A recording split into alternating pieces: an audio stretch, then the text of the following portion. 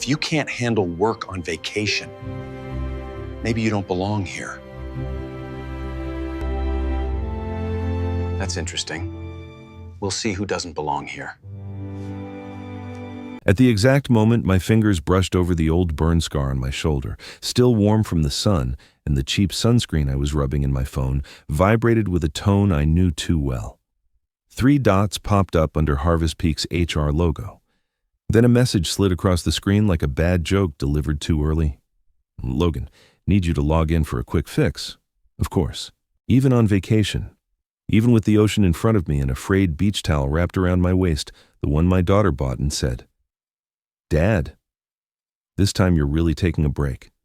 Right, they still managed to find me. I stared at the message with the same expression I used whenever someone at the plant said, "This will only take a minute," right before a 12-hour disaster. My hands were still sandy when I typed my reply. Polite and firm, I'm currently on approved PTO. Let's reconnect when I'm back. A reasonable boundary. A human boundary. And honestly, moments like this make me wonder how many of us have lived the same scene in silence. If you're listening right now, tell me, where are you watching from? Your comment helps more than you think, and if stories like these hit close to home, don't forget to subscribe. It's what keeps our little team going and lets us keep telling the stories nobody else says out loud. Exactly 1 hour later, my phone lit up again. This time, no 3 dots, no greeting, just a subject line that didn't even bother including my name. Notification of status change. 12 years at Harvestpeak Foods. 12 years keeping a fragile food supply chain from collapsing. Working double shifts. Freezing my hands in sub-zero storage rooms, and they ended it with a template email. No call, no severance. Just a cold sentence buried in the body. Your employment is terminated effective immediately. I let out a short, dry laugh. The man on the beach chair next to me glanced over like I'd just broken some unspoken coastal rule. Figures, I muttered. 12 years. And they still can't type, "Hello, Logan." I should have felt rage, maybe panic, instead. What hit me was that strange, delicate ache, the kind that surfaces when you finally see the truth for what it is. And then, almost out of habit, I opened my digital contract. There it was, quiet, patient, waiting for this very moment, Clause 8.4b termination. During approved PTO, the landmine they forgot, the one I never did. I didn't call anyone after the termination email arrived. I just sat there with the waves rolling in and out like they were breathing for me. Shock should have hit first, but instead there was this strange, muted calm, like my body was 2 steps ahead of my mind and already bracing for the next blow. I'd felt it before, back in the frozen corridors of Harvestpeak's processing plant, where 12-hour shifts taught me to swallow frustration before it ever reached my throat. So this time, I let the numbness settle instead of fighting it. The sun was still warm on my back, and the cheap beach towel my daughter gave me clung to my skin as if it were trying to remind me I was finally supposed to be resting. Funny how life works. I'd waited years to feel peaceful, and I found it only after being fired, instead of spiraling. I opened the email again and forwarded it to Dahlia Kemp, my lawyer and the closest thing I had to a silent weapon. I didn't explain, didn't rant, didn't add a single word, just attached the message and hit send. 20 minutes later, her reply appeared. 8 words. No punctuation. No softness. Clause 8.4b activated. They're done. I read it twice, then let the phone fall onto the towel, just like that. The numb calm deepened, turning into something heavier but strangely steadier, like the quiet right before a storm breaks open. I closed my eyes and breathed in the salt air, letting the weight of the moment press down in a way that almost felt grounding. For the first time in years, I wasn't rushing, wasn't fixing, wasn't struggling to keep someone else's mess from collapsing. I was simply still, and in that stillness, memories surfaced, my hands numb from cold as I repaired a jammed conveyor belt at 2 a.m, the sting of frostbite ignored because production couldn't pause. 12 years of pushing through pain, swallowing pride, carrying a company that never really saw me, and now, with one careless email, it finally handed me something I never had: their leverage. I inhaled slowly, letting that truth settle as firmly as the sand beneath me, whatever storm was coming. I wasn't afraid of it. I'd weathered worse storms inside Harvestpeak's walls. Storms no one outside the plant ever saw, broken machinery at midnight, supervisors shouting over alarms, shipments delayed by blizzards while we stood shoulder to shoulder in the freezer, just trying to keep the line alive. Endurance had become my default setting, the quiet rhythm of a life spent absorbing pressure so others could pretend everything was running smoothly.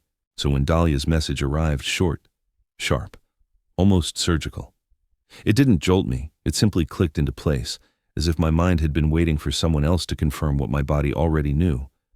Peace wasn't the reaction I expected, but it washed over me anyway, steady and cool, carrying the strange realization that losing this job might be the first honest break I'd had in decades. I stayed calm. The calm I felt on the beach didn't last long. It never does not when your mind knows how to dig up the past the moment the present goes quiet. As I sat there, with Dahlia's 8-word verdict still echoing in my head, the waves rolling in like slow breaths, my memory drifted back to the year everything nearly collapsed at Harvestpeak. It wasn't nostalgia. It was something quieter, heavier pain that never faded, only settled deeper. 3 years ago, a contamination scare hit the company so hard it almost tore the walls down. Reporters camped outside the gates, distributors threatened lawsuits, and the board held emergency meetings every night like a choir of panicked owls. Everyone froze except the people who actually worked the floor, people like me. I spent 31 nights straight inside that plant, sleeping on a cot wedged between the loading dock and the line, running from station to station with frost burning into my skin. 14-hour stretches in front of the blast freezers left my hands raw, the skin cracked and white from the cold. But we contained the outbreak. We rebuilt every protocol. We saved the company. You'd think surviving something like that would mean something would earn a little respect, or at least acknowledgement that the place would have crumbled without us.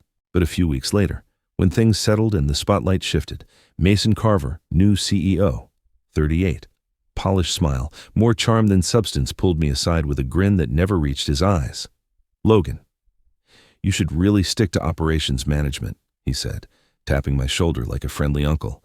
"Don't stress yourself trying to understand the new tracking algorithm. People your age adapt a little slower." He said it lightly, casually, as if the words didn't cut. As if I hadn't kept his precious supply chain alive while he was still rehearsing talking points for investors. Quiet pain doesn't announce itself. It just sits with you. Sharp and steady. Long after everyone else forgets what they said. That comment stayed with me, not because it was cruelty I could handle, but because it was dismissive. It was the exact moment I realized Harvestpeak hadn't just taken my time for granted, they'd taken me for granted, and that resentment, calm but unmistakable, pushed me to make a decision I never told anyone about. I called Dahlia, not to complain, not to vent, just to ask a pointed question about contracts. Together, in the middle of that chaotic merger period, we drafted a clause so specific, so quietly planted, that no one even noticed it slide through legal. Clause 8.4b, a safeguard buried in a stack of paperwork, invisible until someone was careless enough to step on it. Today, they finally did. And for the first time in years, the past didn't feel like a weight, it felt like proof. The first real crack inside Harvestpeak didn't come from a boardroom speech or a frantic email from the CEO. It came from a Slack message written by someone who still had the default profile picture. I was sitting on the balcony of my rental, drinking lukewarm coffee and watching pelicans skim the water when Dahlia forwarded me her litigation notice. 5 minutes later, she added a screenshot with the note, "You'll enjoy this." She wasn't wrong. Inside the internal HR channel, panic was spreading faster than a recall rumor. The first message was harmless enough. Is Clause 8.4b even real? A second chimed in. Check the archives. Then a third. Didn't we remove that during the merger? Each line read like someone slowly realizing they'd thrown away the wrong ingredient in a complicated recipe. I scrolled further, already smirking, and that was when the fireworks started. "Oh, can we bury it?" One manager typed, clearly forgetting Slack was not a diary, before anyone could warn them. A new hire, probably still excited about having access to company channels, tried to be helpful and tagged the CFO directly. Not privately, not discreetly, right there in the thread about hiding a legally binding contract clause. The blue highlight around his name practically glowed like a warning sign. The conversation died instantly. The last message was alone. Horrified, delete this now. But it was too late. Dahlia already had the entire exchange saved, time-stamped, and sorted like trophies. I leaned back in my chair and felt a small, satisfying tug at the corner of my mouth. The food industry. I murmured to no one, always trying to hide the spoiled stuff, and here they were, panicking because the smell finally slipped through. What struck me wasn't their incompetence. I'd seen plenty of that over the years. It was the speed. One legal notice from Dahlia and the entire HR team reacted like someone had yanked the fire alarm in the middle of a shareholder tour. Notifications were flying, managers were scrambling, and no one seemed to remember I was still technically on the beach, watching the chaos unfold from hundreds of miles away. For once, the silence on my end felt like power, not defeat. I didn't have to shout, threaten, or remind anyone of my 12 years keeping their supply chain from collapsing. All I had to do was wait. They were doing the unraveling themselves, thread by thread, message by message. Strangely enough, I felt lighter watching them panic than I ever did hauling the company through crisis after crisis. Maybe because, this time, the mess wasn't mine to fix. It was theirs to face. And as I sat there, listening to the waves roll steady against the shore, I realized something simple but sharp. Sometimes justice doesn't need noise or fury. Sometimes all it needs is for the truth to finally be seen today. The Zoom link arrived with the subject line, "Urgent Executive Review." No greeting, no explanation, just urgency. The kind that smells like fear dressed up as professionalism. I clicked it while sitting at the small kitchen counter of my rental, the ocean still visible through the sliding door behind me. The browser spun for a moment, then the virtual boardroom materialized. Cameras off, mics muted, a row of initials staring into a void. The kind of meeting where no one breathes unless they're sure someone else will breathe first. Dahlia joined a beat later, her square lighting up with that calm, surgical presence she carried like armor. She didn't speak immediately. She didn't have to. The tension was already thick, tighter than the blast freezer doors I used to recalibrate by hand. Then Mason Carver's square popped up.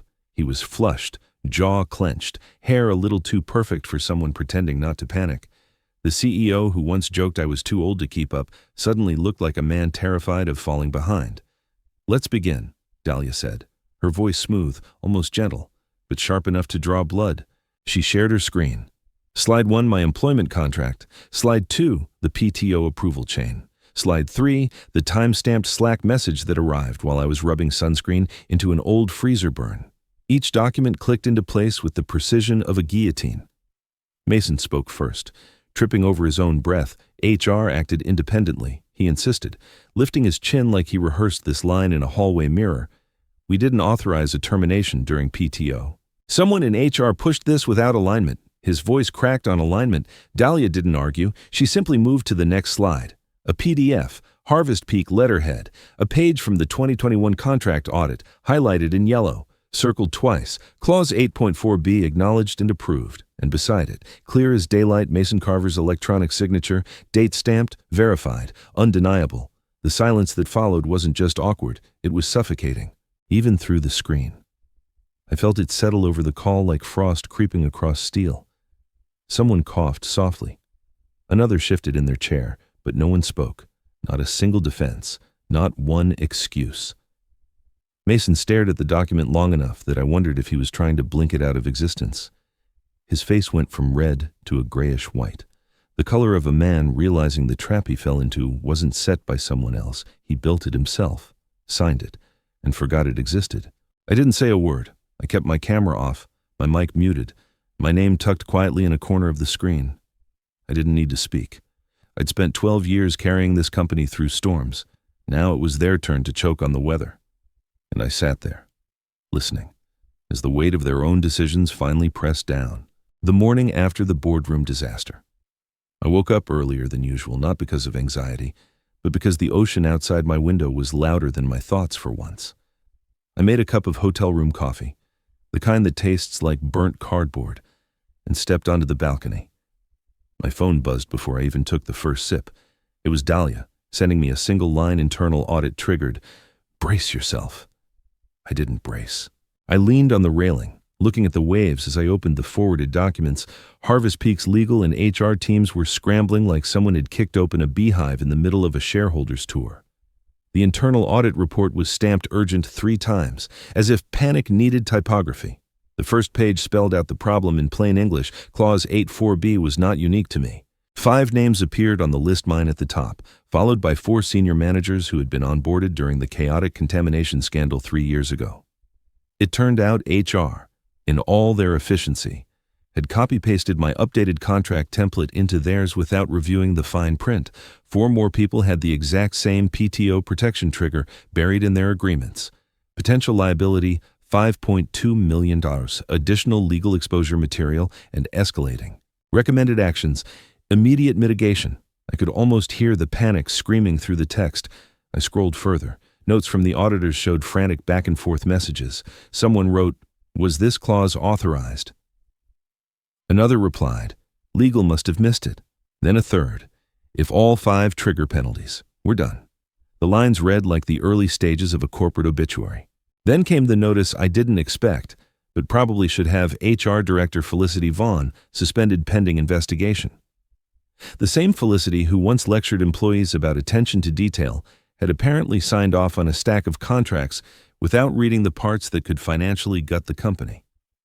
There was something poetic about that, though I couldn't quite call it justice, more like cosmic bookkeeping. By the time I reached the end of the file, Harvestpeak sounded less like a major food distributor and more like a building held together by duct tape and denial. Senior staff whispered about leaked documents, legal teams held back-to-back emergency calls, Slack channels filled with red exclamation marks. The company that once prided itself on rigorous process was unraveling by its own neglected processes. And me, I finally took that first sip of coffee. It tasted slightly less terrible now. I sat down on the balcony chair, feeling the sun warm my shoulders as the chaos inside Harvestpeak grew colder by the hour. For years, I'd been the person called in the middle of the night to solve problems no one else understood. Now the problems were theirs, and they were multiplying faster than any of the crises I'd cleaned up. I let my breath out slowly, almost peacefully. I just wanted to take a legal vacation, I murmured to myself, lifting the coffee cup in a small, amused salute to the mess unraveling miles away. Apparently, that was asking too much. The real shift didn't happen inside Harvestpeak's offices. It happened the moment Dahlia filed the breach notice with the SEC. I was sitting under a beach umbrella, the sun still low. When the alert popped up on my phone, filing submitted. Public disclosure required. That was all she wrote. Short, precise, cold enough to frost glass. The kind of message that didn't need drama because the consequences would carry all the weight. Within hours, the quarterly report updated online. And there it was, tucked neatly into the risk factors section like a quiet bomb waiting for someone to read it aloud. Unresolved executive liability, clause 8.4b, no embellishment, no explanation. Just a phrase sharp enough to slice through their carefully crafted corporate image. Wall Street didn't miss it. The stock dipped almost immediately, first 3%, then 7%, then a full 11%. Not catastrophic, but enough to send every major shareholder reaching for their phone. I watched the numbers slide on my screen, sipping a mango smoothie I'd ordered just because I could. 12 years of cleaning up their messes, and now, for once, the fallout wasn't mine to manage. By midday, Harvestpeak called an emergency shareholder meeting, cameras off, microphones cracking, voices tight. I wasn't invited. Of course, but Dahlia's sources fed her updates faster than the board could draft excuses, and she forwarded each one to me without comment, letting the facts speak for themselves. The first report she sent made me pause, not out of guilt, but out of something colder, sharper. Mason Carver had opened the meeting by assuring investors that everything is under review. But halfway through his speech, as someone pressed him on the wording of the SEC disclosure, he knocked over his coffee cup. It spilled across the conference table, soaking into printed earnings reports like a slow, creeping stain. The investors kept pressing. They asked about exposure, about the audit, about how many executives were potentially protected under the same clause. Each question was a needle, and Mason looked like a man full of punctures. He shuffled papers that wouldn't stop shaking in his hands. At one point, he tried to blame legacy documentation inconsistencies, a phrase that probably sounded better in his head than it did out loud. Meanwhile, the ocean breeze played over my shoulders, warm and steady. I watched a couple walk by with a metal pail filled with seashells, their voices drifting softly above the tide. My phone buzzed again, another update from Dahlia. Shareholders demanding written explanation by end of day. I took another long drink of my smoothie, cold, Sweet, unbothered. Who knew that lawful consequences could feel so refreshing? Harvestpeak wanted to handle me quietly. Instead, they gave the entire market a front-row seat. And for once, I didn't have to lift a finger. The morning after the shareholders tore into Harvestpeak's leadership, my inbox suddenly remembered I existed. It was almost funny. Considering how quiet they'd been when they fired me with a cold, automated template, now the subject lines were practically sweating. The first message came from HR, full of flowery language and corporate guilt wrapped in polite phrasing. Logan, we'd like to revisit the terms of your severance and discuss a more appropriate package. I read it twice, mostly because I wanted to admire the acrobatics required to make "we panicked and messed up" sound like we value you deeply. Then, with the same calm I used when unclogging jammed conveyor belts at 3 a.m, I forwarded the email to Dahlia without adding a single comment. She didn't need instructions. The woman could smell corporate desperation the way a shark smells blood. I was halfway through a bowl of fruit when my phone rang again, this time an unknown number. I answered only because I thought it might be my daughter. Instead, an overly cheerful voice landed in my ear like a badly rehearsed commercial. "Hey, buddy," the man said, drawing out the last syllable as if we'd spent weekends golfing together. "Let's clear the air. Yeah, maybe find a path forward." I stared at the ocean for a long second, letting the absurdity breathe. Buddy, after 12 years of carrying their supply chain on my back, someone they hired from a PR agency thought buddy was the right way to address me. He kept talking something about restoring goodwill, something about public perception, but I didn't listen long enough to catch the full script. I hung up without a word. The silence afterward felt better than any apology they could have offered. For the first time in a long while, I wasn't the one scrambling to fix the situation.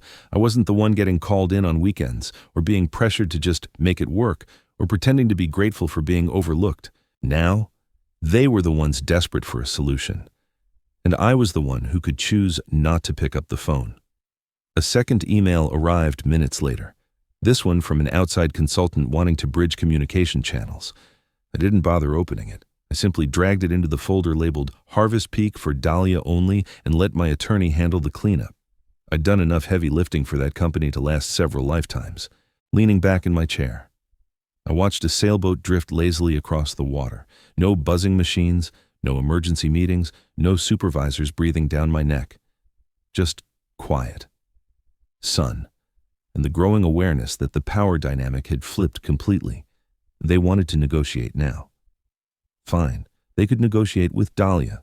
As for me, I had nothing left to fix, nothing left to carry, and no obligation whatsoever to be anyone's buddy. For the first time in years, I woke up without a knot in my stomach, no flashing red alerts from the plant, no overnight reports filled with breakdowns, shortages, or staffing crises, no guilt about missing another family moment, just the quiet hum of the ocean outside my window, and the soft realization that I no longer owed Harvestpeak anything, not my time, not my sleep, not my soul. While they scrambled to patch the holes they'd punched into their own ship, I focused on something far more meaningful. My next chapter, not revenge, not retaliation, just freedom. Pure, unfiltered freedom. A week earlier, when the first HR email hit my phone, I'd quietly reached out to Freshcore Distribution, a rising competitor in the food logistics space. Clean operations, transparent leadership, a young team that actually listened. I knew some of their bottlenecks. I'd watched their growth from afar, partly curious, partly admiring. Back then, I only intended to ask a few questions. Now, I was signing a consulting agreement with them. No backdoor drama, no headlines, just a simple handshake over a video call and a contract that respected my experience instead of exploiting it. Freshcore wanted help restructuring their cold chain workflow and scaling their quality assurance systems. After 12 years of doing that exact work under impossible pressure, it felt almost too easy, and thanks to the penalty clause Harvestpeak triggered, I had the capital to take another quiet step. I bought in. Not a huge stake, just enough to matter, enough to say, I'm investing in something that won't treat people like replaceable parts, enough to give me a seat at the table without needing to fight for air. The shift felt grounding, like something inside me finally loosened after years of being wound too tight. I was reviewing Freshcore's distribution model when my phone buzzed with a number I didn't recognize. I almost ignored it, but the opening line stopped me. "Mr. Logan, We miss you. The plant isn't running as smoothly as it was when you were here. It was Miguel, a floor supervisor I'd worked with for nearly a decade. English wasn't his first language, but he always switched back and forth effortlessly when he talked to me. Today, though, he sent the message in Vietnamese, a habit he picked up because I once laughed hearing him repeat a phrase someone taught him. It felt like an echo from a past life. I stared at the message longer than I expected. The plant wasn't running smoothly. Not surprising. But hearing it, feeling the weight of someone who genuinely missed working with me, landed deeper than any corporate apology ever could. I tightened my grip on the phone, not out of anger, but out of something softer and heavier. Value, real, human value. The kind companies forget until it's too late. I typed a short reply, warm, steady, honest, and set the phone down. For the first time in my career, the path in front of me felt wide open. No ceilings, no chains, no one shrinking my worth to fit their convenience, just the quiet certainty that I was finally building something for me. Logan Price wasn't done. He was just beginning. I didn't watch the quarterly shareholder meeting live, but Dahlia streamed me the recording less than an hour after it ended. "You're going to want to see this," she said, and she was right. The camera opened on a glossy conference room filled with nervous executives pretending they weren't terrified. Then the first slide flipped, revealing a single line in bold letters, unresolved executive liability. Clause 8.4b, not a paragraph, not a footnote, just a phrase sharp enough to cut the air. I could practically feel the silence through the screen. Shareholders leaned forward, eyes narrowing, ready to pounce. Questions erupted, direct, unforgiving, precise. How many contracts did this affect? Why wasn't it disclosed earlier? What was the full financial risk? Mason tried to speak, but every sentence fizzled into half words and stutters.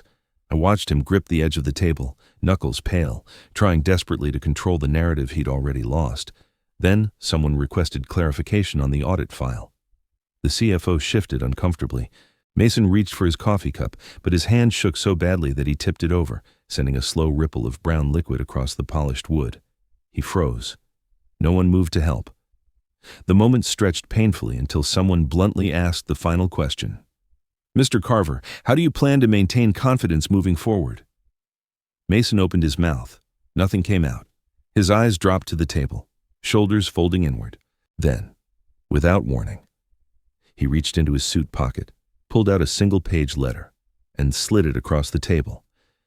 "I'm resigning effective immediately. No drama, no explanation. Just the soft scrape of paper on wood, the sound of a downfall that had been years in the making." I paused the video and leaned back in my new chair, the one in my tiny FreshCore office. Tucked behind a row of neatly stacked shipping forms, sunlight spilled across the desk, warming my hand as I rested it on the rough wooden edge. No glass walls, no egos slamming doors, no one dismissing me because of my age. Simple, I murmured. Quiet. And nobody calls me old anymore. The smile that came wasn't gloating. It wasn't triumph. It was something deeper. Gentler, the feeling of finally standing somewhere I didn't have to shrink to fit. After 20 years of pushing, surviving, and proving myself to people who never cared to look, I was finally allowed to just be me. And that was enough. If there's a lesson buried in all this, it's that sometimes the greatest victories aren't loud. They're the quiet moments where dignity returns, where your worth is no longer up for debate, where you realize the thing you lost was the thing holding you back from becoming who you were meant to be. If you're still here with me, I'd love to know, where are you watching from? And if stories like this speak to you, go ahead and like, share, comment, and subscribe. Your support helps our little team keep creating stories that remind people their worth doesn't vanish just because someone else failed to see it.